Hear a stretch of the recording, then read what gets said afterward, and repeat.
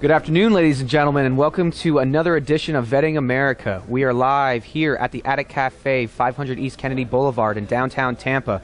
I would like to thank our sponsors, Richard McIntyre of McIntyreFirm.com, Chris Chrismistos of Podfest.us. We have Podfest coming to the Orlando area in March of 2019. Get your tickets now.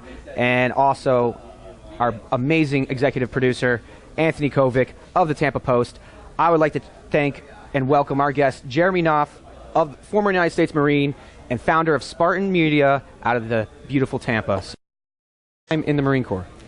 It was probably similar to a lot of people. I was in before we went over to Afghanistan, so a little bit quieter times back then. Lots of training. We spent some time over in Bosnia. But the fundamentals of leadership and what we stand for was still the same. Mm-hmm. So that was pretty much it. During that time, how did that define you in your life today, being a businessman, being a father, being a leader? What has that time in the Marine Corps helped you here in the civilian world? So I think that it distilled some things in me rather than sort of defining them, right? So I had kind of had a rough growing up period. And, when I ended up going to the Marine Corps, it was kind of the home that I was looking for, right? Yes. Like very high standards, just go all the way. It's, you're not sitting around making excuses. Everybody has a very high standard. So it was a place that I just fit in really well and really thrived in. It was cool to be the best. And coming from, high school where it's usually the people who try the least are thought of to be the coolest. For me, all I've ever known was hard work and work ethic. Right. And I went to this place and they actually really want you to work hard. I'm like, I'm about this. Right. And that's something that I think is sadly missing in a lot of America today. Like that work ethic and that drive. Absolutely, absolutely. Do you think it's due to people not being purposed, or do you think it's the fact that the youth is being stripped of their creativity and their will to want to work hard? I think it's a combination of things, but I think we can probably trace a lot of it back to this whole participation trophy, everybody's a winner nonsense that started, I guess, probably around the time that shortly after we had become adults. And then it's just gotten progressively worse over the years. Absolutely. What was your transition like? It was a lot different than it seems to be for a lot of the younger guys today. Absolutely. Obviously, everybody loves veterans today and everybody's very supportive, and they weren't unsupportive back then, but it was a quieter time. We weren't in a war, so, there wasn't this huge public, constant show of support. So, you get out, you kind of go about your business and you do your thing. There wasn't really, at least not that I'm aware of, a lot of the resources that are out there today. You've got a ton of specialized people at the universities. You've got organizations, yes. You've got community programs, you've got all kinds of things today. When I got out, we had the SEPs and the TAPS class, and then, here's your DD-214, have fun. So I had the same class. Did you? Yeah. So, it was a very abrupt transition. Yes. But, you get out and that's your new mission. You just adapt. Did you have a family when you got out at that point? A family as in, like, relatives, or a family as in wife and kids? Wife and kids, yes. No, I was single the entire time I was in. What, was that hard coming back out? Did you have a good support system with your family and everything else? I wouldn't really say that we were on very good terms back then, but I don't really think that didn't really have much of an impact on me, right? Like, I wasn't coming out from, some of the things that some of these other guys are going through nowadays. Absolutely. So it was a little bit different in that regard. What were some of the resources that you used while you were out, if any? None. I mean, I primarily just used, the fact that the discipline and the hard work that I was used to really put me at an advantage over anybody else around. I was used to doing the things that people were generally too lazy to do, or they were a little uncomfortable or awkward about. So I would just go out there and do what had to be done. And, shockingly, that was incredibly rare out there. Trial by error. Yeah. Seriously. What were some of the benefits that were given to you post-service? Because the benefits now are pretty incredible for veterans if they utilize them. They are. Which I read a statistic that blew my mind that only 10% of veterans use their GI Bill. 10% of Yeah. veterans use their GI Bill. It's a free $80,000 in 4 years of school. So that does not surprise me because I'm one of the ones who Yes. did not use it, paid into it, and then from what I understand, there's a window of time in which you have to use it, and then after that you can't. I don't know if that's Been changed. Has it? Yeah, Okay. they signed in the law. It's for life now. now retroactive though. We shall find out. That's a Okay. question. There you go. Hold me accountable to that. All right, I'll find that do out. That. So ultimately, I had that resource there. I didn't use it. Back then, of course, we had the VA. Yes. I chose not to use that, especially later on in life, because I feel that there's a lot of other people who need that more. Like that's their only option for healthcare. I have the same feeling, Right? And I've been told I'm wrong for feeling that way. I've been told the same thing, But but it's I don't know. it's in here. to me it's an integrity thing, right? Like I don't need that. I have the resources that I can go and get healthcare wherever I want. So I don't want to clog up an already clogged up system and slow down somebody else's care. I mean, we constantly see veterans who, are committing suicide in the parking lot of the VA because they can't get in there and get Yes. treatment. So I don't want to contribute to that in any way. We just had a Marine brother do that a couple weeks ago. He walked into the emergency room at the VA and told them, I am having issues. I really need to talk to somebody. Right. I'm scared for my life. I don't know what else to do. And they said, come back in 2 weeks. Yeah, I And- saw that one, and that wasn't the first one. I mean, you had the No. one where the guy, burnt himself to death in the parking lot. I think that makes a pretty clear statement that the system is broken. Yes. So I didn't want to be involved in that. I wanted to leave the resources there for other people. Absolutely, absolutely. What were some of the obstacles you had to traverse upon re-entering society and over even the last? Tell me if I'm wrong in this idea. I don't believe we're ever done transitioning out of the military. I feel like it's always there's always a little part of us. I mean, I had a friend that told me the other day, he goes, you're a Marine until they put you in the ground. You need to embrace that, because I've been trying to be an idea of someone I think society wants, Right. instead of embracing everything that I am. Right. So, and I agree with that to a degree, but I take it to the next level. You're never really out, right? You're always a Marine. You've always got one foot in each camp. Absolutely. So I don't think you're ever going to fully transition, and that's not to be expected, right? You are the Marine Corps didn't make you what you are. You went to the Marine Corps because of who you are. So That's a good point. that's something that's always going to be a part of you. But as far as the obstacles in that transition, if we want to call it a transition, I would say getting out, because I didn't use the GI Bill, I didn't get a degree. That was a challenge in the beginning. I went out and I applied for a bunch of jobs, and everybody's like, well, what kind of degree do you have? Well, I don't have one. So what I ended up doing was, actually, I was planning on starting a business before I got out. So I was working on a lot of design-related things. Okay. I was teaching myself advertising and marketing. So when I first got out, I moved to Spring Hill, tiny little town in Florida, and I went to this little print shop, and they did all kinds of graphic design stuff, and said, hey, are you hiring? They're like, no. I said, well, do you mind if I come by and drop off some samples of my work? And she's like, sure. We're not going to hire anybody, but you can come by. I was like, all right. Well, I came down there, and I sat down with her with, zip disks back then, and she went through this stuff, and she's like, this is amazing, and ended up hiring me on the spot, right?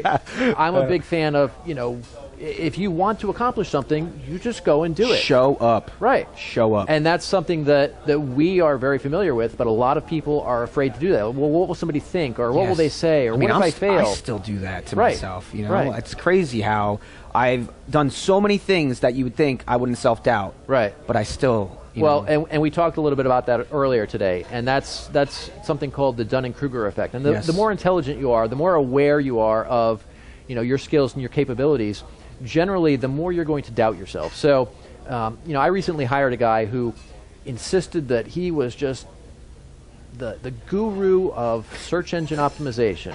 Good kid, don't get me wrong, I have no issues with him. Hard worker, but he was new enough that he didn't realize how much he didn't yet know, right? So when you first get involved in a thing, you tend to, in the very beginning, you realize you don't know anything. Yes. As time goes on and you start to learn stuff, you've now learned an incredible amount of stuff. Now you think that you're this huge expert. And then the more that you learn, you realize how much more there is to learn, right? So I've been doing this, search engine optimization, for example, for like 20 years. I'm still learning stuff every day. So a lot of the times I'll doubt myself. I'll be like, well, this is taking longer than I would have expected to get the results. Am I really still up to speed? Am I really at the top of the food chain? Or, have I, kind of not kept up with the industry? Rested on your laurels. Right. And then, of course, it'll come out like gangbusters and it'll kick ass. And then I'm like, well, why did I think that? Well, that's how we think, right? The more that you know, you're going to tend to doubt yourself more. Oh, that makes total sense. Yeah. So what are the other obstacles you had to traverse while transitioning out? I really think that most of it comes down to getting out there and just going after what you want, I told you about the first job that I got when I got out. I had another one similar to that where after I had been there for a while and then I kind of bounced around at a few places, I found this ad agency, and it was run by a guy who he had been in advertising for like 40 years, back when they still like Mad Men. Right, when they would still do like the stripping on the 4 different color plates kind of stuff, right? They actually used film back in the day to make the prints. So I thought about it and was going to not go and apply for this job because they wanted somebody with they wanted a degree and like 6 years experience, and I'm like, well, I don't have any of that. I ended up going anyway, and prior to me going, I talked to him on the phone, and he's like, well, I've already narrowed it down. We've been interviewing for 2 weeks. We've got 2 guys. One of them has an MFA, Master's in Fine Arts, and they both got like 9-10 years experience in the field. He says, but if you want to come down, I'm happy to talk to you. I said, well, all right. Sounds like you heard this before. Right. So, in typical Marine Corps fashion, I'm going to come down there and do this. So I came in, and, we sat down and went over the portfolio. And again, this was stuff that I had kind of done on my own since that last job, because I didn't bring any of the work that I had done there. This was just all self-taught, right? And he's asking me to explain, why was this done this way? Why is this position here? Or explain the structure here. And after a while of this going on, he's like, you have a better understanding of this than most people with an MFA. He's like, and you've taught yourself this? I was like, well, yeah. Like, if you're going to teach yourself something, you might as well go all the way and learn as much as you possibly can. So he ended up hiring me on the spot, and I beat out those 2 guys with basically no real experience in the ad industry. That's incredible. That's incredible. Thank you.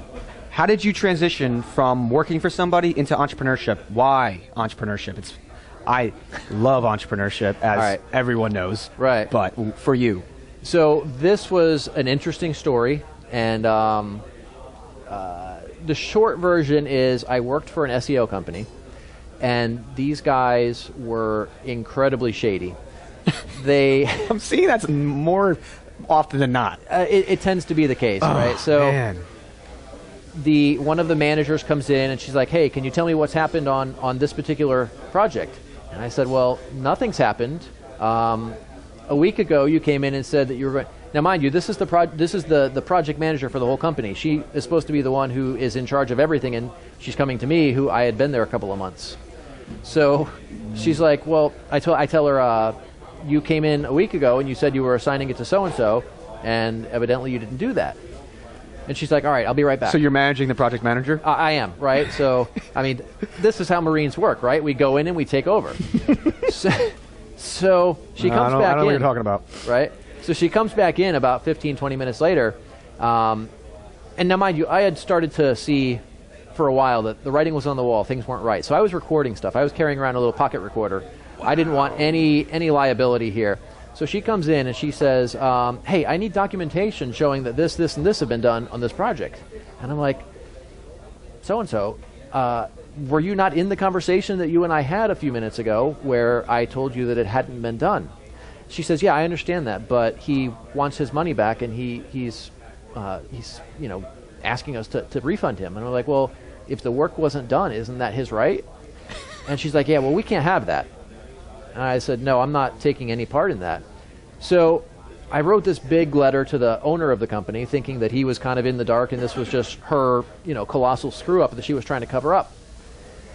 I was fired the following day after he had read it. This was actually on my birthday, mind you. Oh, wow. Yes. So me and a friend, she also was fired at the same time. So we went back to her house. We proceeded to start the birthday celebration early. Started drinking around 11 o'clock that morning. Got online, filed my articles of incorporation. Wow. And started running the next day. Now that's a story. Was she working with you? Was she working with me there? Yeah. Yeah. That's awesome. That's awesome. And what ended up happening with that relationship? She actually she does some freelance work for us now, from time to time. But she actually is involved in Hollywood.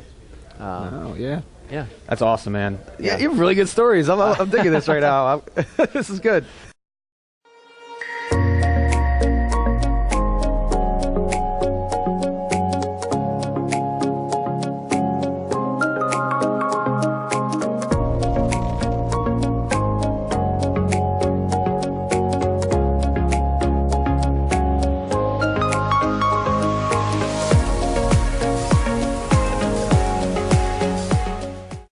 The construction industry, web design, social media, search engine optimization, things like that.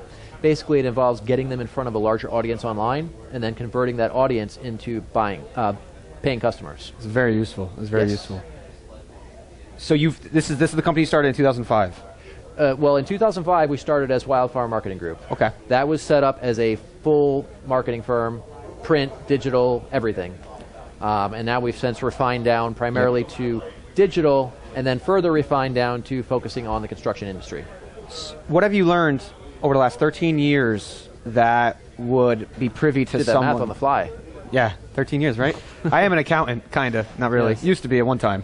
That's good number skills for a Marine. It's 7. But you have any crayons? No, I ate them all. Yeah, we're out of crayons. Okay. So, what have you learned in the 13 years that you've been in business for yourself, being an entrepreneur, that has helped you take it to the next level and reach the level of success that you've been able to attain?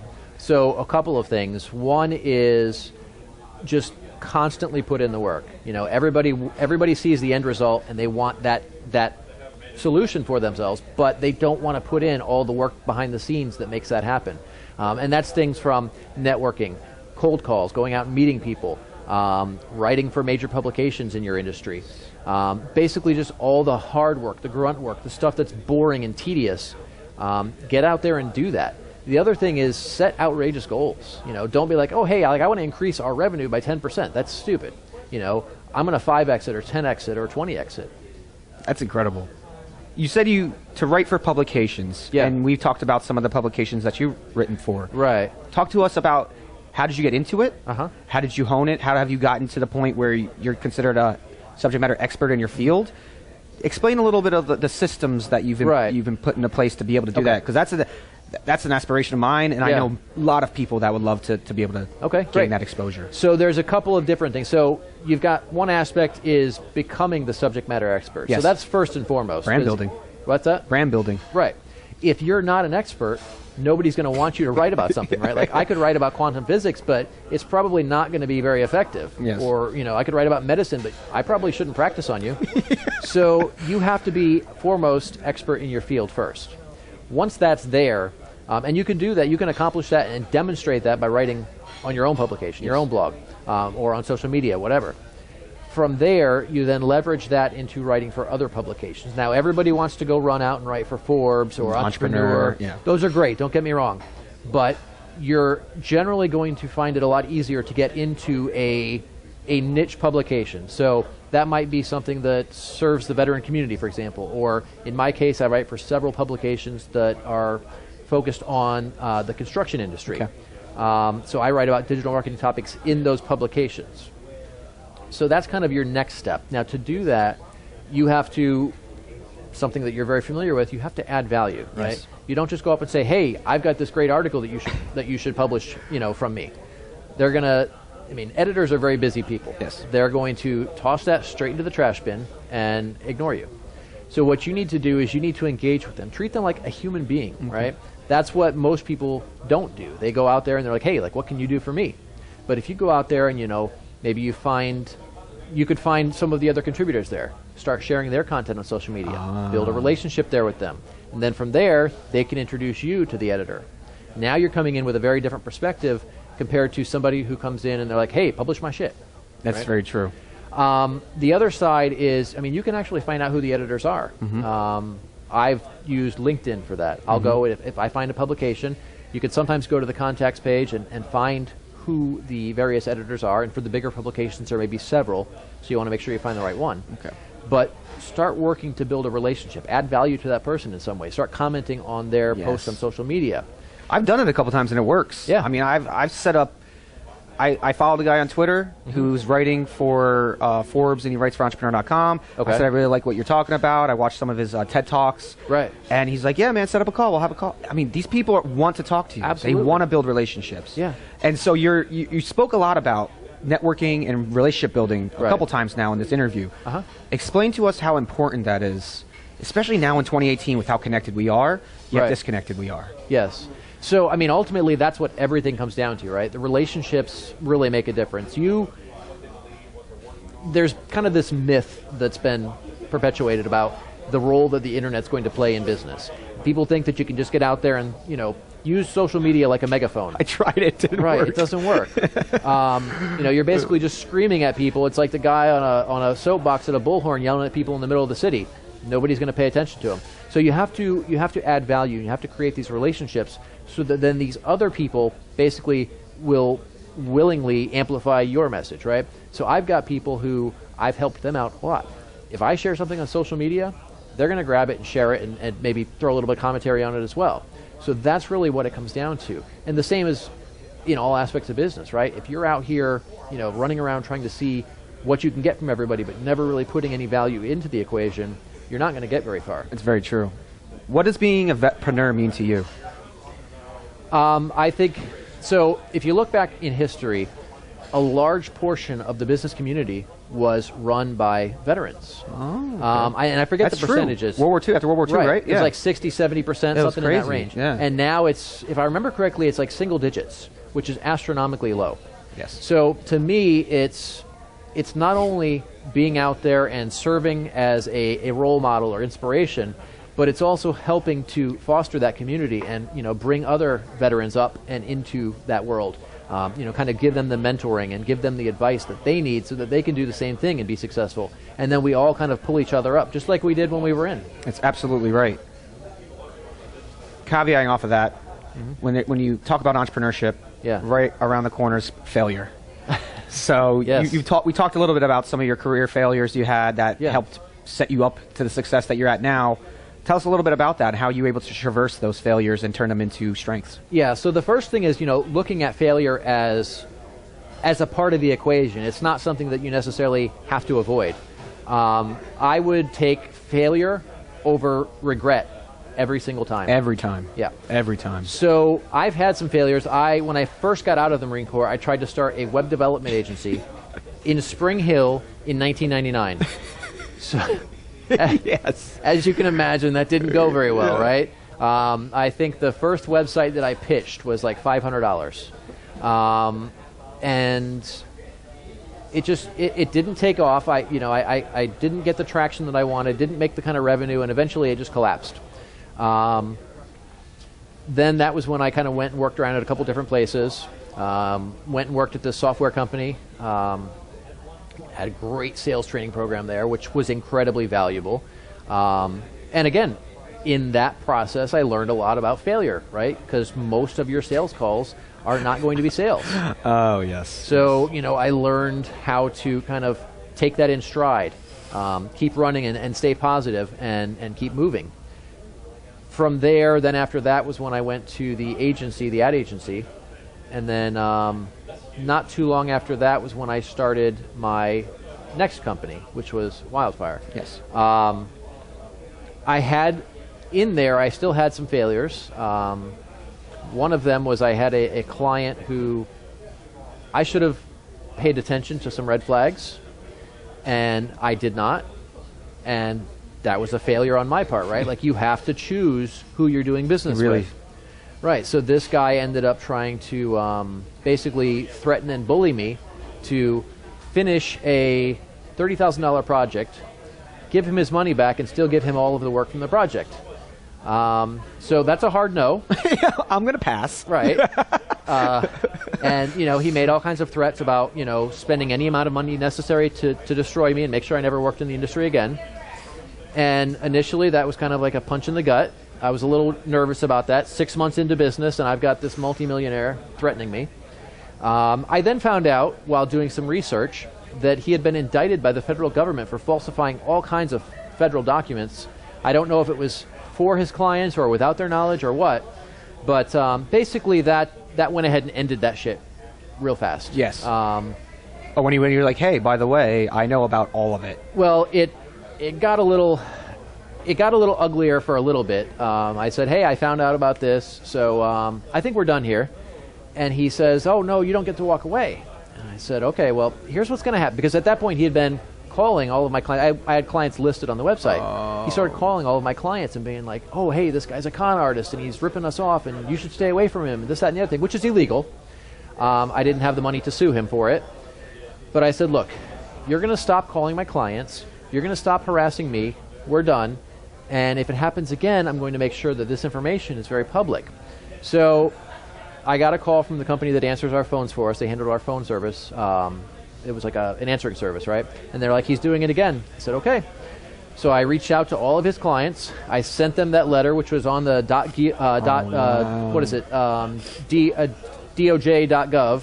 It was a press release on their site. Oh. So I started sending that out to his clients, and then I used search engine optimization to make that rank #1 for both his personal name Oh my gosh. and his company name. He had no clue who he was messing with. After that stopped. Yes. Yeah, I'm sure he got a lot of unsavory phone calls. I'm sure that cost him a lot of money, too. Yes, absolutely. So, but that was a really valuable lesson, because early in business, especially in the early stages, you're going to take on almost any client just to get the revenue in the door, just to get some credibility, so you can say, hey, I've got these clients, especially if it's a big client. And that was a really good lesson to learn. That's not always the right choice, right?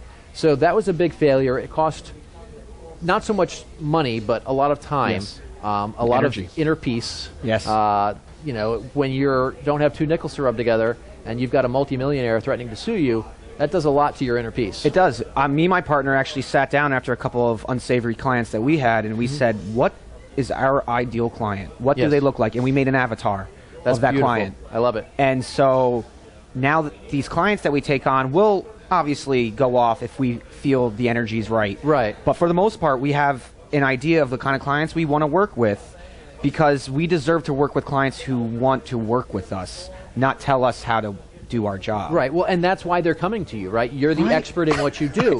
So if they're going to come to you, they need to listen to you to begin with. So, but I love what you've done there, because that's something a lot of people don't do. Yes. And if you set out to decide who you're going to work with, like we've done with focusing on the construction industry, but then take it deeper.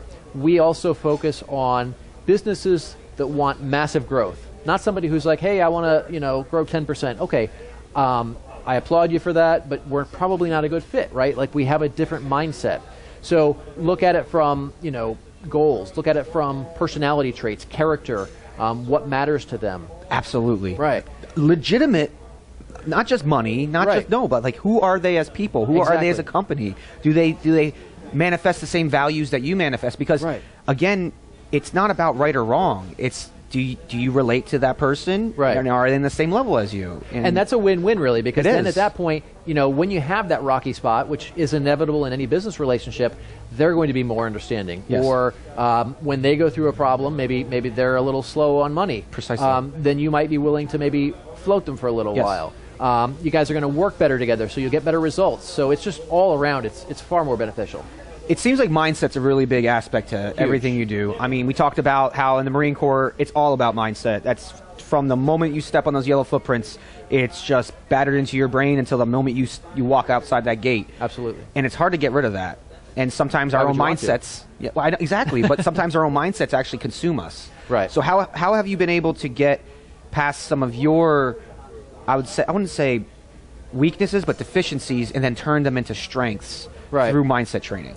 So we've all got our areas that we're weak in, right? Whether that be, a particular skill set, or whether that be how you view things or how you handle things, whatever it is. Ultimately, you have to look at the same way that we did in the Marine Corps. You have to look at, what is the mission? What am I trying to accomplish here, right? So I had a situation recently where somebody had done me wrong in I'm not going to get into the details, but they basically screwed me over. Now, of course, my initial reaction is, hey, let's go to war. But that's not... Burn it all down! Right, exactly. Fire for effect. Yeah.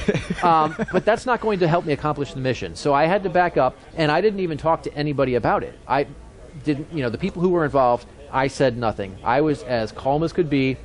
You would have never guessed that I was raging on the inside. How long did that take? That took a couple of days, and then something else related to it popped up a little bit after that, and then that took a couple of days. Now, how long did it take you to learn how to control your emotions? And that took some time, and I actually, I credit an awesome therapist who's kind of helped me with that, and that's something I think everybody can benefit from, right? A lot of people, there's this stigma attached to seeing a therapist. I look at it from the perspective of a coach, right? You look at, who's the best golfer? I don't know, maybe Tiger Woods, but he's got coaches for all different aspects of golf. Absolutely. Michael Jordan, all different aspects of coaching for basketball. So the people who are at the top of their game, they have coaches for all kinds of things. They really do. Right? So the way that I look at that is, if you really value yourself, then you'll get help in these various areas so that you can improve. If you want to be the best that you can, then you're going to do whatever it takes. And that's where ego comes in. And ego really is a big problem in a lot of our business and relationships and everything. The ego is what stops people from seeing a therapist. They're like, oh, I don't need that. That's for crazy people. It's not. It's for somebody who wants to be better. Do you want to be better, or do you want to be the same? Right? We're, coming from the Marine Corps, I think we know what our answer is. So that's something that I've worked on. And I look at it from the perspective of feelings don't matter, right? Somebody does something that pisses me off, it doesn't matter how I feel. Your feelings, and this is true for whether you're angry, whether you're scared, nervous, sad, like it's all bullshit. It's a biochemical reaction in your body. It's nothing more than feelings. It doesn't change what you have to do. It's just like if you were in a firefight and you're scared. Well, that doesn't mean you sit and cower in the corner. You still get out there and make sure you're providing supporting fire, right? Same idea with business. We get out here and, oh, hey, I'm not going to make that call because I'm nervous that they might think I'm a moron. Well, okay, maybe they will, maybe they won't, but you still have to make that phone call. Or you have to get on that video and talk about your area of expertise, or go out and make that sales call. Whatever it is you have to do, the feelings can be there. You can acknowledge them, but you just get out there and do the mission anyway. I've been working a lot in the last couple of weeks with visualization, affirmations, trying to switch my mindset from negative to positive. Yeah. I've made huge strides this year, but this still affects me. Okay. And I've realized that there's some overwhelming situations that I really don't know what to do. Okay. And out of fear of what happens if I fail or what happens if I don't succeed, okay, then I don't act. Could you give me an example of one of them? Let's say I have to find sponsors for an event coming up. I've never gotten sponsors. And I'm so overwhelmed because I'm doing research, I'm reading, I'm studying. I'm so overwhelmed that I don't even know where to begin. And then I kind of just don't, because I'm thinking, what if they, like you said, what if they know I don't know what I'm talking about? What if it doesn't work out, instead of what if it does work out? Right. And that's one way to look at it. Or you could look at it from a gratitude perspective, right? Like, hey, I've got the opportunity to call. Look at this. I built this business, and now I have the opportunity to call these people and ask this, right? So that's another way to approach it. And the other way is just to ignore it, right? Like, okay, I'm nervous. Doesn't matter. Yep. Go do it. Half the things we did in the Marine Corps was just like, well, we're not going to not do it, so let's just get it done. Exactly. We just go for it. So, yes. Embrace the suck. Embrace the suck. Yes, there it is. There it is. Routine's huge in my life. Yeah. Every time I break from my routine, I tend to kind of come off kilt. Okay. And then my mindset goes, and my balance goes, my alignment goes, and then everything starts to kind of tumble from there. Right. What are some of the things you've put into your routine every day, every week, every month, life routine that has helped you keep squared away post-military service? So a couple of things. One, this might surprise you, is sleep. Yes. We've developed this bizarre passion with bragging about how little sleep we get and how much work we do, and I think that's frankly asinine. And I've done that, and I know how damaging it can be because I've done it for so long. I actually was forced to take a different approach because of some health issues I had a few years ago that forced me to do this. So now, I have to take sleeping pills because my mind runs 1,000 miles an hour, and but I do need to sleep. So I'll take sleeping pills. I have a routine. I'm in bed. I've got the dark out curtains where they're super thick and no light can come through. Light goes off. I've got a separate AC unit in the bedroom. I can get that down to 60 degrees. Just crank everything down. Lights go out, and I go to sleep at a certain time every night. Doesn't matter whether it's a weekday, weekend, whatever. And then I'm up at a certain time. And so that routine, that aspect of my routine has a huge impact on health. If I miss that, it has a greater effect on me than it might on your typical person because we're still fixing these health issues. But routines in general make you more productive, right? It does. You've got, think of your mind like hooks, right? Like hooks on a wall. You go and you hang up your coats. Well, you can only hang up so many coats depending on how many hooks are up there. So if you're just running around trying to think all the time, that's why people like Steve Jobs wore just the black turtleneck and the whatever the pants, right? Same thing every day. What's his face? Facebook. Zuckerberg, thank you. A hoodie and jeans or sweatpants or whatever. Like, you take that thought out of the equation, you can now focus on more productive things that matter, creative thoughts, strategic thoughts. If you're not having to worry about, hey, what time am I getting up tomorrow? What am I eating for breakfast? Like, I eat the same thing for breakfast every single day. You take those trivial thoughts out of the picture, and it's just part of your structure. You don't have to worry about it. It's like in the Marine Corps, we had SOPs. We didn't have to think about these things. We didn't have to include them in a 5-paragraph order. They were just there, right? Yep. So same concept there. We're about to wrap it up, and I always end every one of my shows with the same question because it's very important to me, and it's very important to all the veterans out there watching, is if you can give a transitioning veteran a sage piece of advice, what would it be? So I would say always focus on the mission. So I have a saying, a quote that I've come up with, started as one thing and then I kind of morphed it over the years, but basically it is, failure catches the weak when they put today's comfort over tomorrow's goals. Dang. So focus on what you're trying to accomplish and let that be your driving force at all times, rather than any of the other chaos that's around you, and that will get you to your objective. It's an incredible piece of advice. Thank you so much for being on the show. I would like to thank everybody in the crowd and everybody at home watching for joining me and Jeremy on another episode of Vetting America.